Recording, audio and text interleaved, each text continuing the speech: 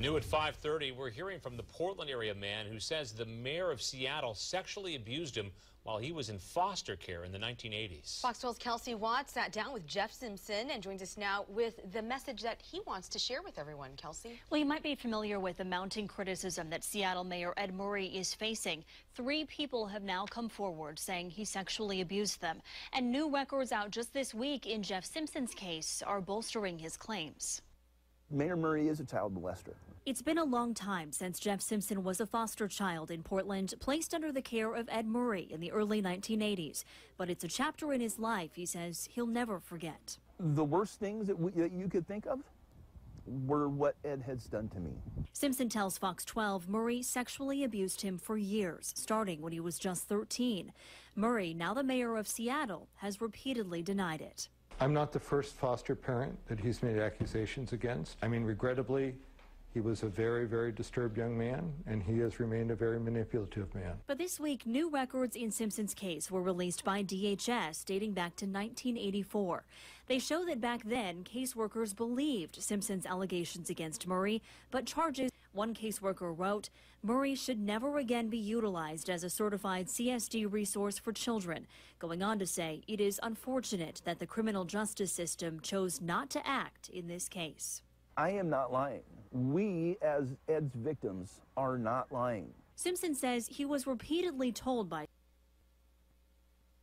state agencies the records in his case had long been destroyed. He had no idea they still existed and says having them released this week is an answer to prayer. All of a sudden, not just do we get the paperwork, but we get all of the records that were supposedly destroyed. In the decades since he was a foster child, Simpson has moved on in many ways, saying he never believed that Murray would be held accountable. He hopes that with these records in the public eye, he finally will be. By me continuing and not saying something, other people's children, might be in danger. And that is not acceptable. You know what I mean? Absolutely not acceptable. The people of Seattle deserve much better. They deserve to know the truth. Amid these allegations, Mayor Ed Murray has already said he won't seek another term, but in light of these new records, some are now calling for him to resign. He released a statement yesterday saying that is not going to happen and again called these accusations false. Reporting live in studio, Kasey Watts, Fox 12 Oregon.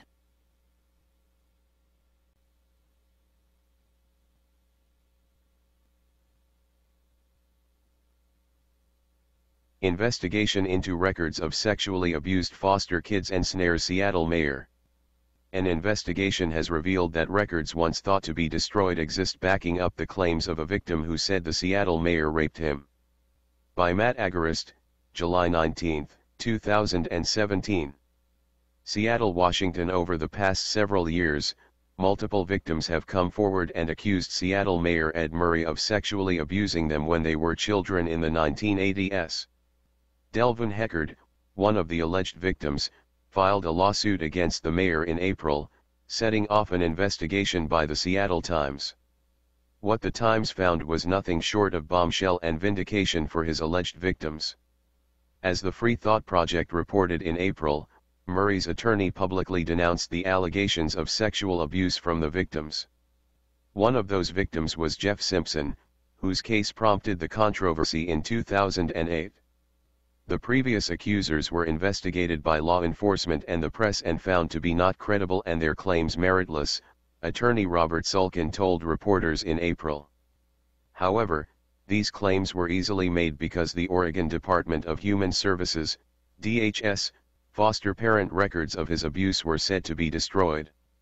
The mayor himself even felt secure enough to say last month that the press not finding the supposed records of his abuse of Simpson demonstrated his innocence, a move he now likely regrets.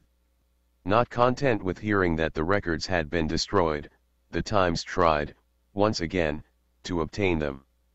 Using Murray's statements urging the media to pursue those records and noting the victim's authorization to release the details of the abuse, DHS finally released the information. Advertisement. We used our discretion to determine disclosure was in the public interest to protect other children and prevent anyone else from being put in a similar situation, said Caroline Bernal, manager of the legal unit for DHS Public Affairs Office. A person in a position of power and authority could use that authority to coerce or otherwise force people into a vulnerable position. Read more. After 500 DC kids go missing in 2017, police advise kids to stay home to avoid sex trafficking. As the Seattle Times reports, the Times emailed a video link of the news conference to DHS 2 days later, noting those statements. The agency considered the totality of information provided when deciding to release the records, Bernal said. They included the Child Protective Services assessment finding Simpson's allegations valid, a detective's report citing 2 additional witnesses, and a letter from the district attorney's office indicating prosecutors had not determined Simpson was lying. The records, dating back to 1984, explicitly noted that Ed Murray should never again be utilized as a certified CSD resource for children. It also showed that a criminal case was brought against Murray by prosecutors, but in spite of the multiple accusations, charges were somehow never filed.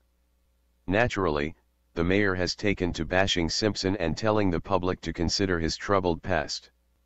But none of those things are relevant to what happened when he was under Murray's care. Speaking in an interview this week with KPTV, Simpson noted that he would take a lie detector and do whatever it takes to make sure other children don't suffer the same fate as he did. Mayor Murray is a child molester, Simpson said Tuesday. The worst things that you can think of were what Ed has done to me. As KPTV reports, Simpson said he was told by state agencies over and over that the records in his case had long been destroyed. Learning they not only existed, but were released publicly this week, he said was an answer to his prayers. It's nothing short of a miracle, he said. All of a sudden, not only do we get the paperwork but we get all of the records that were supposedly destroyed. Read more. Police chief confirms FMR UK Prime Minister raped dozens of children and government covered it up. The records vindicating Simpson's claims are just the beginning. It now gives the accusations of the other potential victims merit as well. Sadly, as this alleged abuse happened over 30 years ago, the statute of limitations for criminal charges has since run out. But Simpson just wants closure. Simpson notes that he is now working with an attorney to help achieve this closure and has started a fundraising page for those efforts. While Murray and his team of high-profile attorneys attempt to demonize those who claim to be victims of the mayor, it is important to note just how common pedophilia is, especially among the elite who are rarely ever held accountable. Just this week, former Speaker of the House, Dennis Hastert, was released from prison after he admitted to raping multiple young boys. His already insultingly low sentence of 15 months was allowed to end 2 months early. Hey Charlotte County, this is Charlotte County Cop Watch, and I wanted to explain what fair use is. You can use pieces of news articles if you're doing it for news reporting, you have commentary, and you're doing it for education purposes. So that's what fair use is, as you can see right here. Another reason why I wanted to make this video is to let you know I have just joined with Patreon. A nice thing with Patreon, I make no money on YouTube. They took the money away years ago, and so this is another way to give, and it's a nice thing too because you can give monthly. You can give $1, $5, $10, whatever. I do 4 to 5 hours a day on trying to wake the sheep up on how corrupt it is and different ways that you can fight the corruption. So Patreon is a way that you can do it, and then of course the old way is still there. Donate to Charlotte County Cop Watch with PayPal or credit card. So keep that in mind. 4 to 5 hours a day. I make no money, but the corruption happened to me and I'm sick of it, so I'm trying to wake people up. But my wife would love it if if we could get some help out there. There's 47,000 subscribers. Just think if each one of you subscribers just gave let's say actually yes, $1 a month. 47,000 subscribers gave $1 a month. That would be awesome. That's not going to happen. But anyways, that would be great if it did happen. But you know, do the math in your head. Just think about it. Like I said, 4 to 5 hours a day. I get no money from YouTube. YouTube has gone nuts. You can't do anything anymore. They're taking the money away everywhere. So these are a couple different ways that you can still help out with all this time that I put in. And as you know, I'm in a special situation where, you know, at least I can do it. You know, 4 to 5 hours a day. We have a cleaning company during the day. That's what allows me to do this, and we're debt free. So this is my hobby. I don't go fishing and all that other crap. I try to save the world. So help me out to make the wife happy, man. In fact, if you guys did give $1 a day, and there was 47,000 of you, and you did it, and each of you gave $1, and that was every month, oh my God, yes, I could quit. I could start suing them. Another idea too that we have is, you know, if I got, you know, some funds, we could actually contact everyone that has been ticketed and or arrested and put in jail and start sending them postcards to let them know we're here, and to see if everything went all right, and if it didn't, find out their story. So we could even do more investigations and more lawsuits. Lawsuits take money. So just think about that. You know, 47,000 of you so far right now. You know, $1 a day. I mean, $1 a month on Patreon, or $5 a month Patreon, 10, 20, whatever. Just do the math in your head. Help out. This is a lot of work every single day. Thanks.